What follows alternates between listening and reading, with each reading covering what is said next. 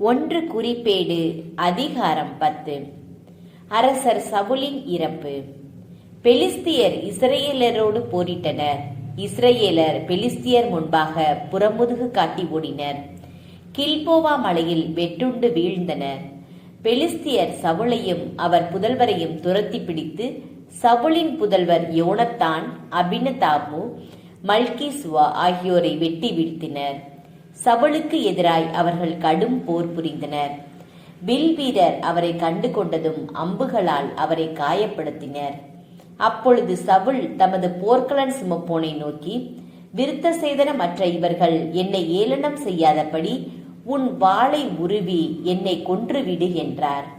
அவர் தம் போர்க்களன் சுமப்போன் மிகவும் அச்சமுற்று அவ்வாறு செய்ய மாட்டேன் என்றான். எனவே சவுல் தம் வாளை நட்டு வைத்து அதன் மேல் வீழ்ந்தார்.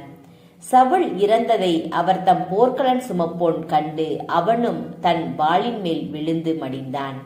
இவ்வாறு சவுலும் அவர் தம் புதல்வர் மூவரும் மடிந்தனர். அவரோடு அவர் குடும்பம் முழுவதும் அழிந்தது.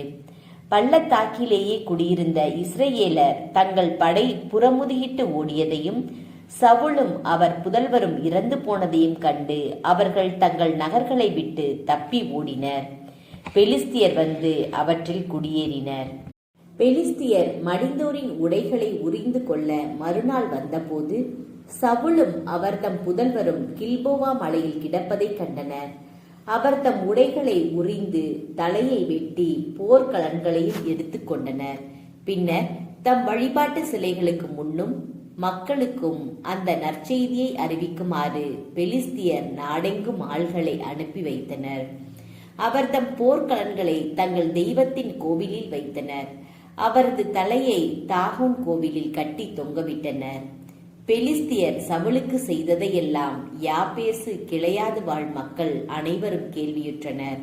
அப்பொழுது அவர்களுள் வலிமை மிக்கோர் அனைவரும் புறப்பட்டு சென்று சவுலின் பிணத்தையும் அவர் புதல்வர் பிணங்களையும் எடுத்து அவற்றை யாபேசுக்கு கொண்டு சென்றனர். அங்கிருந்த ஒரு கருவாளி மரத்தடியில் அவர்கள் எலும்புகளை அடக்கம் செய்து 7 நாள் நோன்பிருந்தனர். இவ்வாறு சவுல் தம் துரோகங்களை முன்னிட்டு மடிந்தார். அவர் ஆண்டவர் கட்டளையை கடைபிடிக்காமல் அவருக்கு துரோகம் செய்தார். மேலும் இறந்தோர் ஆவியிடம் ஆலோசனை கேட்டார். ஆனால் ஆண்டவரின் ஆலோசனையை கேட்கவில்லை. ஆகையால் ஆண்டவர் அவரை சாகடித்து அவர் அரசை ஈசாயின் மகன் தாவீதுக்கு கொடுத்தார்.